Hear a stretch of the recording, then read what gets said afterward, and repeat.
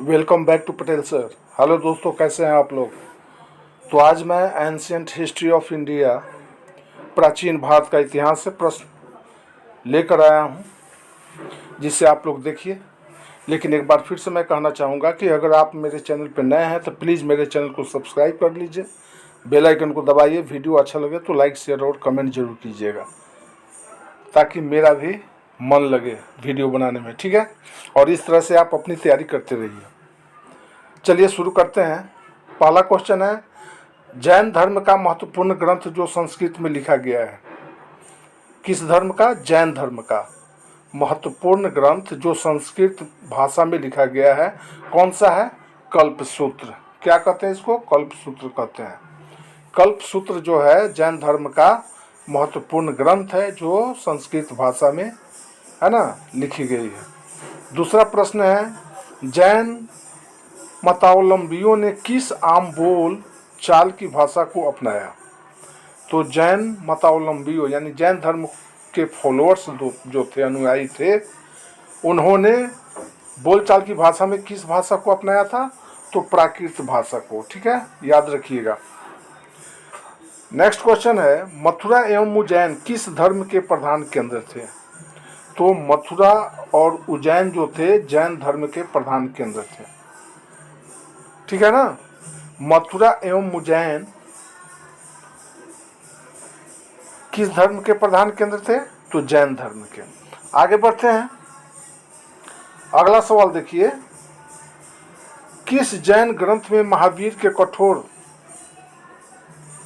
तपश्चर्या एवं काया क्लेश का रोचक विवरण मिलता है?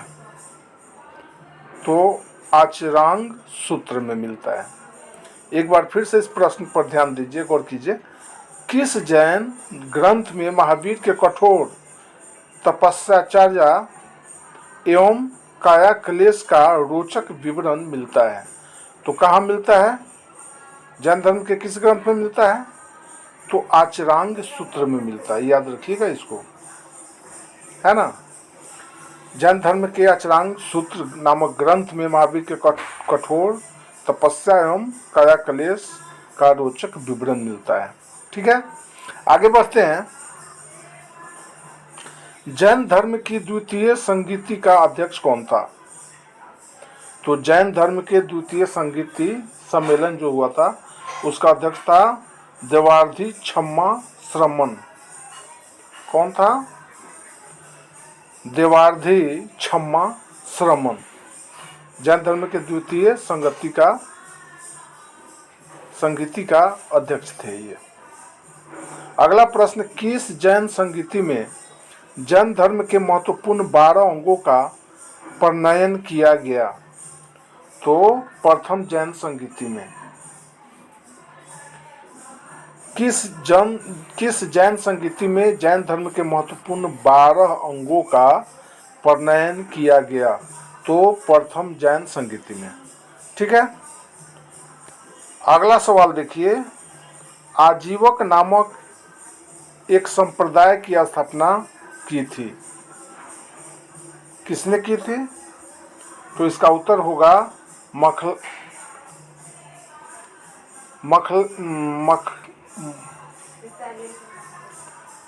मखालीपुत्र घोषाल ने। क्वेश्चन कर रहा है, आजीवक नामक एक संप्रदाय की स्थापना की थी, किसने? मखालीपुत्र घोषाल ने।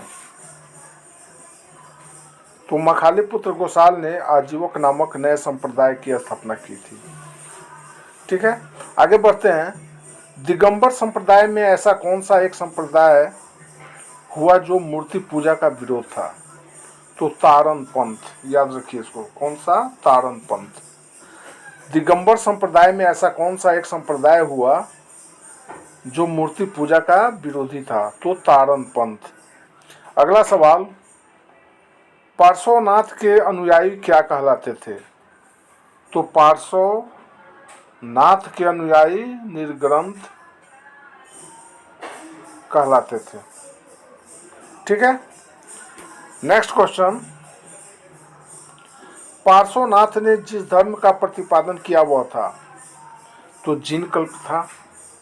पार्श्वनाथ ने जिस धर्म का प्रतिपादन किया वह धर्म क्या कहलाया? जिनकल्प।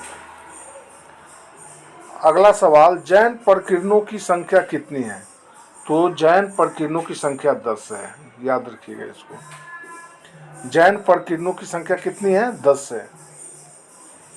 नेक्स्ट क्वेश्चन, महावीर स्वामी का सर्वप्रथम अनुयायी कौन बना था? तो महावीर स्वामी का सर्वप्रथम अनुयायी व्यापारी वर्ग के लोग बने थे, याद रखिएगा। महावीर स्वामी का सर्वप्रथम अनुयायी कौन बना था? तो व्यापारी वर्ग के लोग जो व्यवसाय करते हैं। अगला प्रश्न, जैन धर्म मुख्यतः किस वर्ग तक सीमित रहा? तो जैन धर्म मुख्य रूप से व्यापारी वर्ग तक ही सीमित रहा, क्योंकि इसके सर्वप्रथम अनुयायी व्यापारी वर्ग के लोग ही थे और वहीं तक यह है ना धर्म, जैन धर्म सिमट कर रह गया, इसका विस्तार नहीं हो सका। अगला प्रश्न ये रहा, महावीर द्वारा शिक्षित किए गए मूल सिद्धांतों को कितने ग्रंथों में संकलित किया गया था? तो महावीर द्वारा शिक्षित किए गए मूल सिद्धांतों को 14 ग्रंथों में संकलित किया गया था। कितने ग्रंथ में?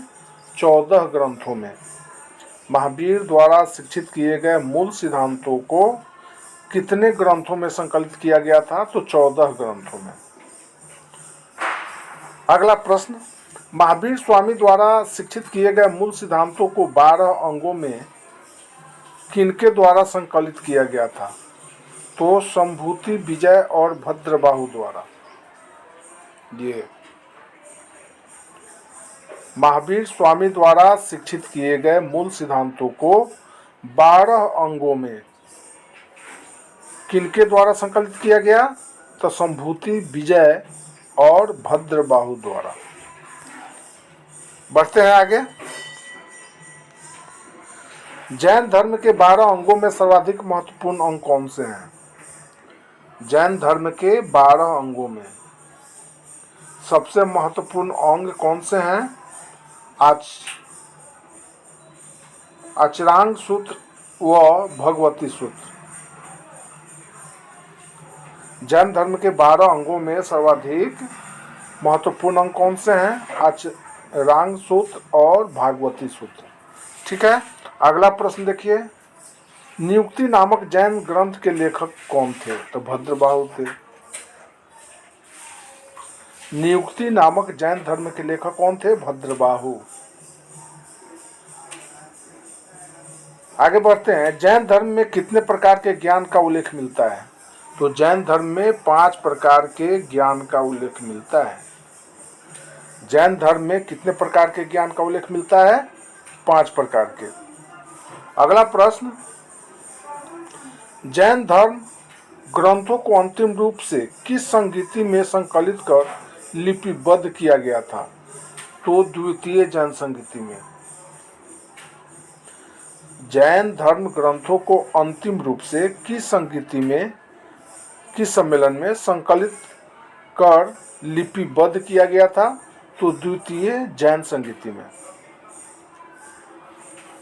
आगे बढ़ते हैं हम लोग, ऋग्वेद के श्लोकों में किन तीर्थंकरों के नामों का स्पष्ट उल्लेख हुआ?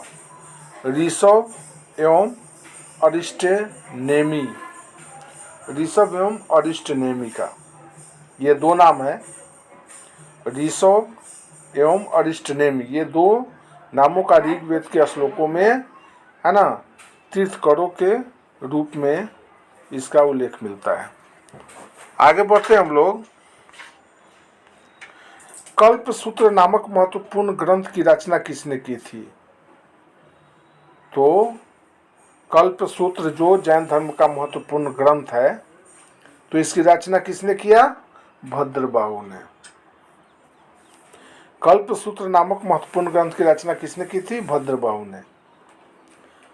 नेक्स्ट क्वेश्चन, दक्षिण में जैन धर्म का प्रसार का श्रेय किसे दिया जाता है? तो दक्षिण में जैन धर्म के प्रचार का श्रेय भद्रबाहु एवं चंद्रगुप्त मौर्य को जाता है।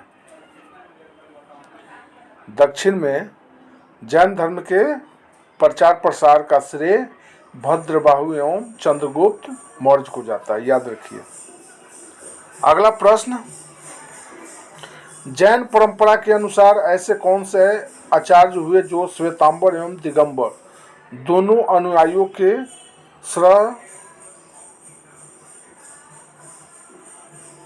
श्रद्धेय थे? उमा स्वामी। जैन परंपरा के अनुसार ऐसे कौन से आचार्य हुए जो श्वेतांबर एवं दिगंबर दोनों के अनुयायी के श्रद्धेय थे? तो आंसर होगा आपको ये उमा स्वामी। अगला प्रश्न देखिए, मोक्ष या निर्वाण उपरांत जीव जीवन मरण के चक्र से मुक्त होकर अंततः ज्ञान, अनंत दर्शन, अनंत वीर्य तथा अनंत मुख को प्राप्त हो जाता है। इसे जैन धर्म में क्या कहा गया है?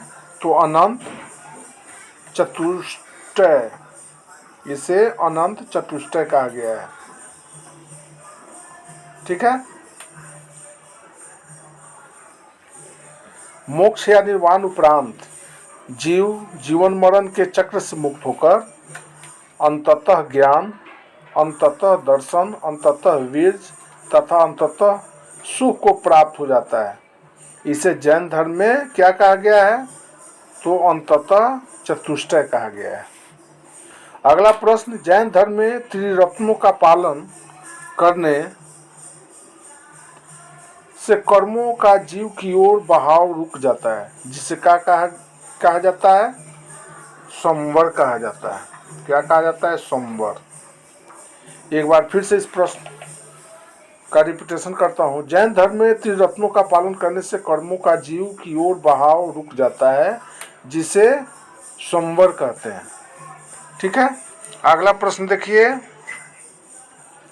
जैन धर्म में त्रिरत्नों का पालन से जब जीव में पहले से किए गए कर्म का प्रभाव समाप्त होने लगता है तो उसे क्या कहा जाता है? निर्जरा कहा जाता है। क्या कहते हैं? निर्जरा। जैन धर्म में त्रिरत्नों का पालन से जब जीव में पहले से किए गए कर्म का प्रभाव समाप्त होने लगता है तो उसे निर्जरा कहते हैं। ठीक है। आगे बढ़ते हैं हम लोग। किसके राज प्रसाद में महावीर स्वामी को निर्वाण प्राप्त हुआ था? तो मल्ल राजा सस्तीपाल। मल्ल राजा सस्तीपाल। ठीक है ना। इसके राजप्रसाद में महावीर स्वामी को निर्वाण प्राप्त हुआ था। जिस समय महावीर स्वामी का निर्वाण प्राप्त हुआ, देहांत हुआ, तो उस समय वहाँ के राजा कौन थे? मल्ल राजा सस्तीपाल थे। आगे बढ़ते हैं हम लोग। अगला सवाल देखते हैं, दक्षिण भारत में जैन धर्म का प्रचार किस राजाओं के काल में सर्वाधिक हुआ? तो राष्ट्रकूटों के समय। दक्षिण भारत में जैन धर्म का प्रचार किन राजाओं के काल में सबसे अधिक हुआ? तो राष्ट्रकूटों के समय में हुआ। अगला सवाल देखिए, गौतम बुद्ध का जन्म हुआ था कब?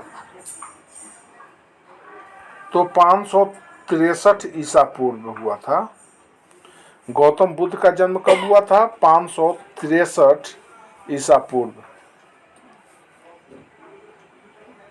नेक्स्ट क्वेश्चन, गौतम बुद्ध की मां संबंधित थी? किससे संबंधित थी?